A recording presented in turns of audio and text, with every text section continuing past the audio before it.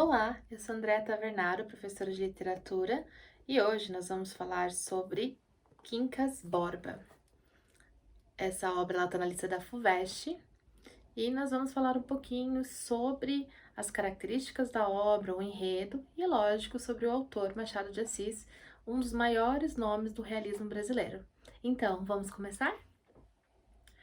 Bom, antes de começarmos a nossa análise, é interessante a gente falar um pouquinho da prova da FUVEST e entender o que nós podemos esperar. Bom, a prova da FUVEST vai ser dividida em duas fases. A primeira fase vai constar de conhecimento geral do aluno, onde nós temos 90 questões. Já a segunda fase, ela vai ser uma fase escrita e nós teremos ali 10 questões de língua portuguesa, onde nós teremos língua portuguesa e literatura. Lembrando que a FUVEST ela já disponibiliza uma lista de livros para que os alunos se organizem em relação à leitura. A lista da FUVEST ela traz uma relação de leituras clássicas, tanto os clássicos da literatura brasileira quanto os clássicos da literatura portuguesa, e não podemos esquecer da obra que sempre tem pelo menos uma ali, né, de literatura africana. A prova da FUVEST, ela é conhecida por ser uma prova um pouquinho mais difícil, porque ela vai exigir habilidades e competências mais densas, mais específicas do aluno. Então, a gente fala que, às vezes, apenas a leitura, ela acaba não sendo suficiente. O aluno, ele tem que ler a obra, além da leitura, ele tem que entender que existe toda a questão do contexto histórico, econômico e social. Ele tem que fazer relações com outras obras que estão na lista ali da FUVEST e ele tem que identificar as características do movimento literário. Então, são algumas características a mais, né, que vem além da leitura. Então, é por isso que nós estamos aqui hoje para poder auxiliar com algumas dicas e algumas falas. Então, vamos lá analisar? Você que gosta de assistir séries, filmes, né, desse universo um pouco mais midiático, já deve ter escutado o termo spin-off, né? O que seria um spin-off? Seria ali, né, a questão de uma personagem participando de um enredo de uma outra série, uma participação especial, coisas do gênero. É mais ou menos assim que a gente vai começar a falar sobre o Quincas Borba. Bom, é difícil falar desse livro aqui do Quincas Borba e não mencionar este outro livro aqui do Machado de Assis, né? Então, lógico, Memórias Póstumas de Brás Cubas não está na lista de leitura da FUVEST. Já esteve, tá? Mas agora não está. E esse livro ele vai ser de 1881, a publicação dele. E esse livro aqui, ele vai ser de 1891. E nós temos, de certa forma, o que nós chamaríamos de spin-off. Por quê? Uma personagem desse livro aqui, né, vai, no caso, dar o nome ao título, né, Quincas Borba. Aqui ele aparece apenas como um conhecido do Brás Cubas, né, como um amigo, né, o famoso amigo filósofo, um pouco doido, maluco, né, de Memórias Póstumas, e aqui ele vai levar o nome, né, o filósofo que acaba falecendo e deixando a sua herança para o Rubião, e o cachorro, né, o famoso cachorro que leva o mesmo dono do nome, Quincas Borba. Então, nós vamos falar um pouquinho deste livro, né, mas antes de falar da obra, vamos falar um pouquinho do autor e do período em que ele se insere. Bom, Machado de Assis é o maior nome que nós temos, não apenas no realismo brasileiro, mas na literatura brasileira. É um dos autores mais lidos academicamente fora do Brasil. Ele vai datar ali de 1839 a 1908. A gente tem que lembrar que o Machado ele vai apresentar duas vertentes. A vertente romântica, o que era bem comum, afinal de contas, ele vai ter toda uma formação, uma estruturação. A maioria dos autores eles vão vir do romantismo, né? Daqueles romances folhetinescos, de toda a estrutura. E ele vai trazer também a sua formação mais realista. O que é interessante no Machado é que ele traz um tom universal para a literatura brasileira. Bom, a gente lembra um pouquinho quando fala de romantismo, que nós temos muita questão da identidade nacional, do caráter nacional, e podemos lembrar, por exemplo, de Iracema ou Guarani, onde traz a figura do índio brasileiro. E fica um pouco distante e difícil pensar em outros lugares, em outras partes do mundo, tentando entender aquele aspecto.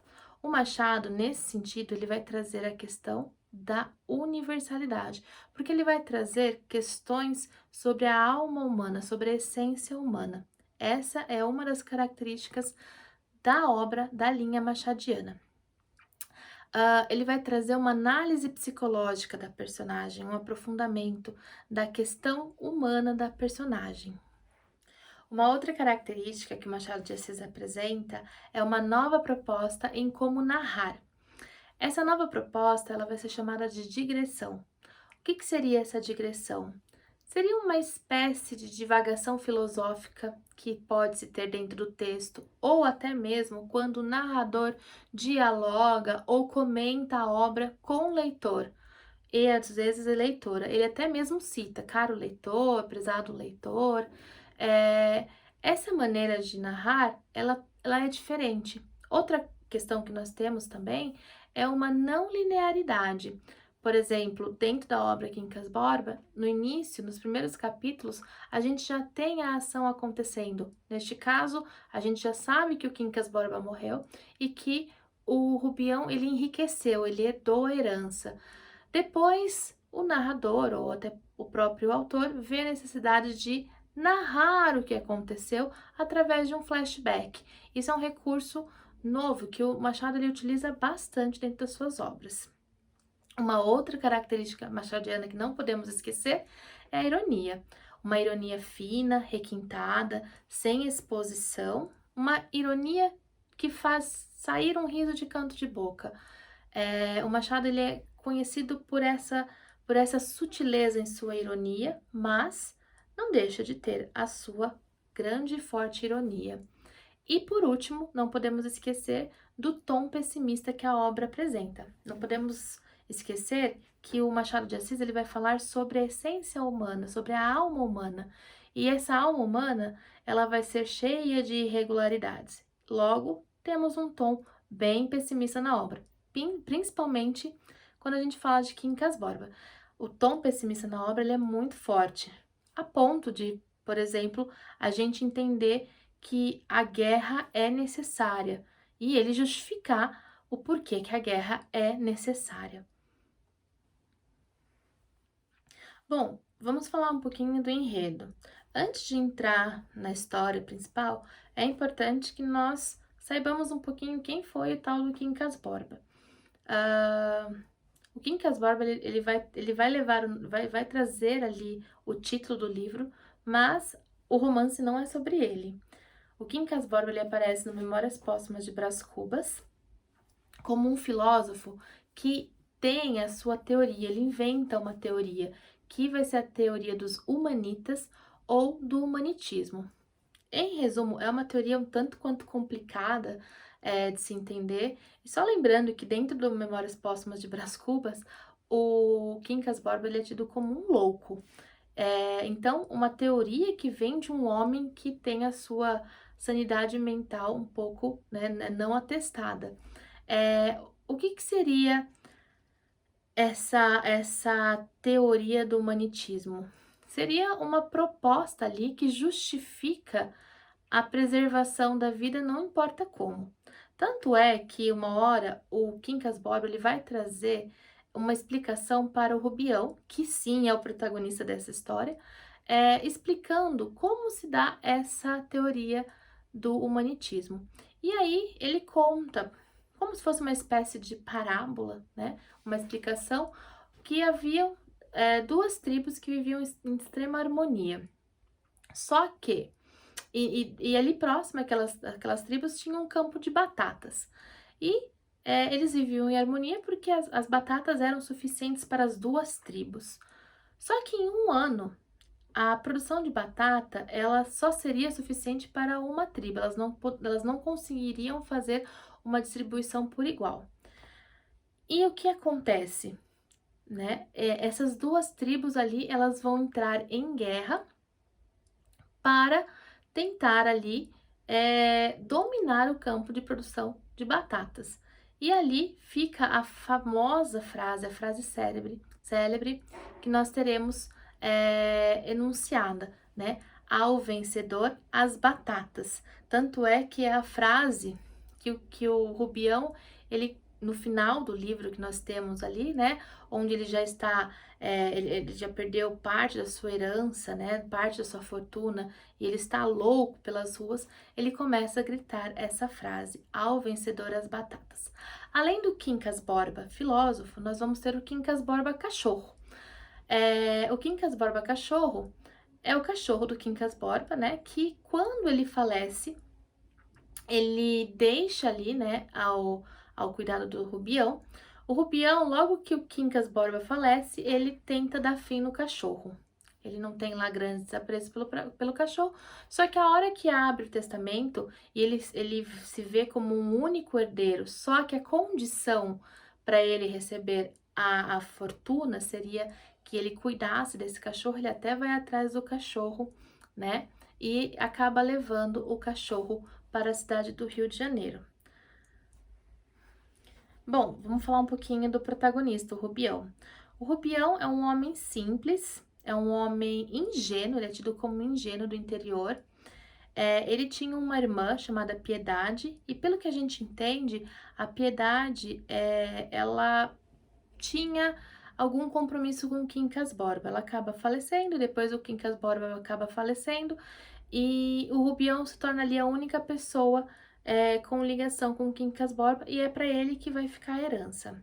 O que acontece? Quando ele recebe a herança, ele quer sair da cidade ali do interior que ele vive, que é em Barbacena, em Minas Gerais, e ele quer ir para a corte, para a cidade grande, viver uma vida de novo rico, afinal de contas, ele é um novo rico. E aí se dá o início da nossa história. A gente tem o Rubião viajando de trem para a cidade do Rio de Janeiro e ele encontra um casal, né? Que a gente vai ver que eles vão criar um vínculo de amizade, né? Que é a Sofia e o Cristiano Palha. E o Rubião, muito ingênuo, mal conhece o casal e já vai falando que ele está rico, que ele está muito rico, riquíssimo, e vai dando detalhes ali da sua vida. Ele encontra ali a Sofia e o Cristiano Palha nesse trem, e ali naquele momento ele se encanta pela Sofia. A Sofia, ela vai ser descrita como uma mulher extremamente bela, muito bonita, autoconfiante, sedutora, né? E ela vai ter essa questão muito forte da questão da ascensão social. Ela quer ascender socialmente. Ela é casada com Cristiano Palha, que é um homem que ele é muito ganancioso, que a gente vai ver essa característica dele. E ele percebe o encantamento do Rubião pela sua esposa e ao invés de talvez agir como um homem agiria naquela época, pela moral e pelo costume, né? Ele vai acabar explorando essa situação, né? Do encantamento do Rubião pela Sofia para o seu próprio benefício, para ele poder explorar ali o dinheiro, a fortuna, as posses do Rubião. Então a gente vai vendo que esse triângulo amoroso que é construído, onde a Sofia, né, no caso ali, é o ponto que liga esses dois homens aí, né, é um triângulo amoroso de interesse. O Rubião, sim, é um homem ingênuo que realmente ama a Sofia, né, que no caso tenta fazer de tudo para estar com ela, para ficar próximo dela.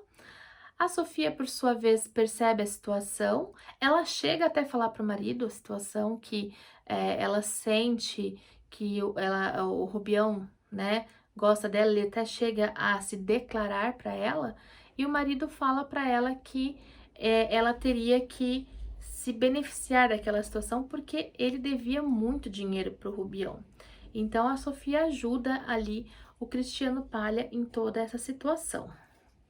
Além dessas três personagens que integram esse triângulo amoroso, nós vamos ter outras personagens, como o Carlos Maria, que é um jovem muito bonito, sedutor, um galanteador, vamos falar assim, e muito narcisista. Ele gosta que as mulheres o admirem pela sua beleza, pelo que ele é.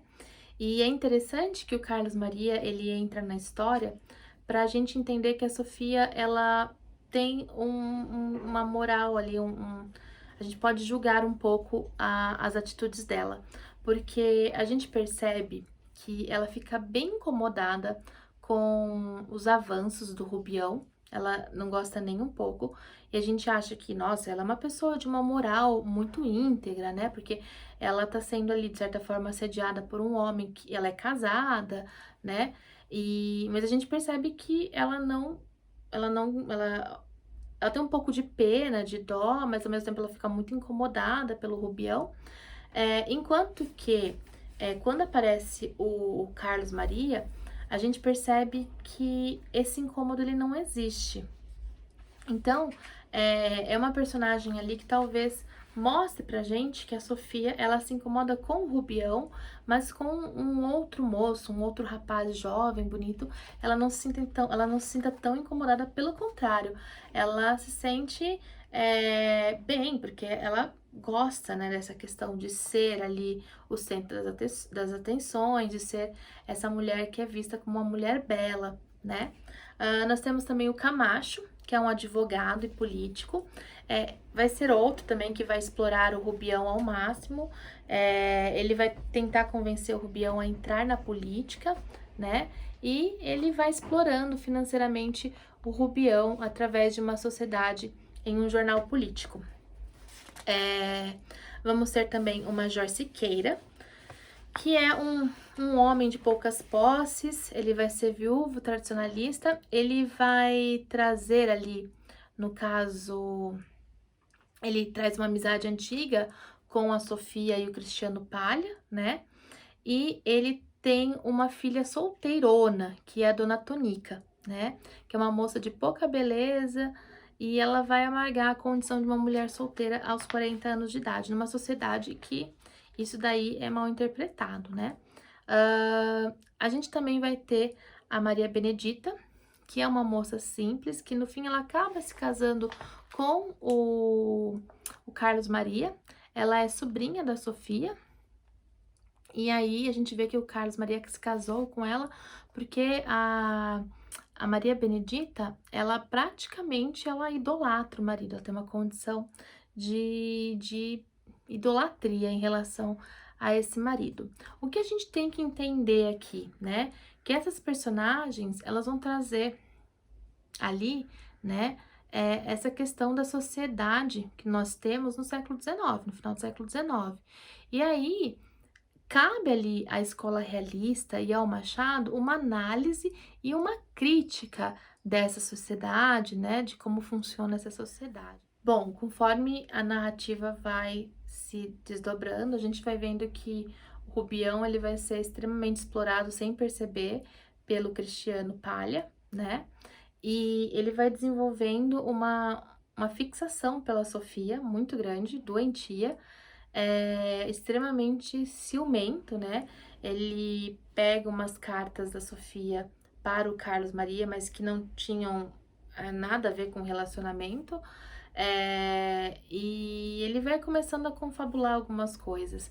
E aí a gente vai vendo que o Rubião, ele vai perdendo a sua riqueza, a sua fortuna, e ele vai ficando cada vez mais louco, né? Então, é interessante que ele desenvolve até uma outra identidade, uma outra personalidade, onde ele evoca ali a figura do imperador Napoleão Bonaparte. Ele até faz a barba, né? Deixa ali parecendo com o imperador, né? e cada vez mais a gente vai vendo que o Rubião, a saúde mental dele está cada vez mais debilitada, né? E a saúde financeira dele também está cada vez mais debilitada. O oposto acontece com a Sofia e com o Cristiano Palha. Quanto mais debilitado vai ficando o Rubião, mais ricos eles vão ficando, né? Então a gente vai vendo que cada vez mais o Cristiano Palha e a Sofia estão enriquecendo, estão ascendendo socialmente, que era a intenção deles desde o começo, quando eles encontram o Rubião. Por fim, o que a gente vai ver é que o Cristiano e a Sofia, eles enriquecem a ponto deles deixarem para trás antigos conhecidos, né, como por exemplo o Major Siqueira, né, eles não terem mais esse contato. O Cristiano, ele tenta cortar total relações com o Rubião. Uma que a gente percebe que o Rubião ele está instável, né, em relação à sua saúde mental. E outra que o Cristiano Palha ele achava que, de certa forma, o Rubião ele era um empecilho, né, para os negócios. Então a gente vai ver que o Rubião está cada vez mais nessa condição de loucura, onde nós temos, por exemplo, ele perambulando pela rua, né, dizendo coisas sem nexos, e as crianças vindo, tacando pedra, fazendo chacota, né? E aí é nessa condição que o Cristiano Palha acaba por internar o Rubião numa casa de repouso, né? Para tentar ver ali se haveria melhora. Nessa casa de repouso, o Rubião passa um tempo e ele pede, né, um dinheiro para o Cristiano Palha, né, que acaba dando esse dinheiro, e a gente tem a fuga do Rubião e do Quincas Borba, o cachorro, né, que voltam para Barbacena. Lá a gente tem o Rubião também fica ali naquela condição de rua, né? Ele acaba depois sendo ali socorrido por uma antiga moradora, uma antiga amiga, né? E ali a gente tem o final, né, trágico ali do Rubião, onde, né, ele perde toda a sua fortuna e ele também perde também a sua sanidade. E ele fica gritando pelas ruas de Barbacena, né? Ao vencedor as batatas, ao vencedor as batatas, lembrando aquela teoria do humanitismo que o Quincas Borba tinha falado, né? Então, aquela ideia de que a preservação da vida, ela era justificável, né? Os meios ali, todos seriam justificáveis, pensando na preservação, né? Então, talvez, né, a gente não tenha a certeza de que, mesmo naquela loucura que o Rubião se encontrava, ele tenha entendido, né, ali da maneira mais pessimista, né, que a gente pode dizer, né, ele sentindo na própria pele o que seria a teoria do humanitismo, porque ele perdeu tudo para um outro grupo, para uma outra tribo. Então, enquanto ele estava lá na miséria, na amargura, o Cristiano Palha e a Sofia estavam ali vivendo a vida deles de novos ricos. Então, a gente tem bem essa questão aí da narrativa. Bom, falando um pouquinho do narrador, né? Nós temos um narrador externo e é um narrador onisciente, né? Então, a gente tem esse narrador onisciente externo que sabe de tudo, vê tudo. Esse narrador, ele vai trazer ali alguns comentários com o leitor sobre a narrativa, né? E principalmente as divagações filosóficas, tá? A gente não pode esquecer disso, que é uma característica machadiana. E também não podemos esquecer que ele tem o recurso do flashback, que constantemente ali ele usa, tá? A linguagem do Machado de Assis é uma linguagem clássica moderna, então talvez tenhamos um pouquinho de dificuldade em ler em algumas palavras que temos, né? O tempo que se passa a narrativa, ele vai ser no final do século XIX, E nós vamos ter dois espaços aí, o espaço de Barbacena, em Minas Gerais, e também temos a cidade do Rio de Janeiro. E como tema dessa narrativa, a gente tem uma análise psicológica da alma humana, que, no caso ali, né, a gente tem essa questão do deslumbramento com a riqueza, a preservação da vida, né, essa questão de não ter muitos pudores. Então, a gente tem toda essa questão da condição da alma humana. E a gente não pode esquecer que se trata do realismo. E o realismo, ele traz essa análise psicológica da personagem, da narrativa. Então, a gente tem sempre essas camadas. A gente tem que lembrar que o Machado de Assis, ele traz sempre uma personagem com camadas, né? A gente nunca tem uma personagem superficial. A gente sempre vai vendo as camadas dessa personagem, sempre analisando. Bom, outra característica é que nós temos por volta de 200 capítulos, né? Um pouquinho mais de 200 capítulos. E são capítulos curtos, né? Por exemplo, a gente tem capítulos que são um parágrafo. Então, uma característica do Machado, ele coloca os capítulos em números romanos, 201 para ser mais específico, e alguns capítulos são extremamente curtos, como o capítulo do final, né, que nós temos ali, né, vou ler aqui, só um minutinho, que é quando nós já temos ali, né, é o capítulo 198, que ele fala assim, ó: ao vencedor as batatas, exclamou Rubião, quando deu com os olhos na rua, sem noite, sem água, beijada do sol. É esse o capítulo que nós temos, apenas essas duas linhas. Então, a gente tem bastante capítulos, mas alguns são bem curtinhos, outros são um pouquinho maiores, então é uma característica que nós temos aí do Machado de Assis. Bom, eu espero que vocês tenham gostado e que tenha sido útil essa nossa fala.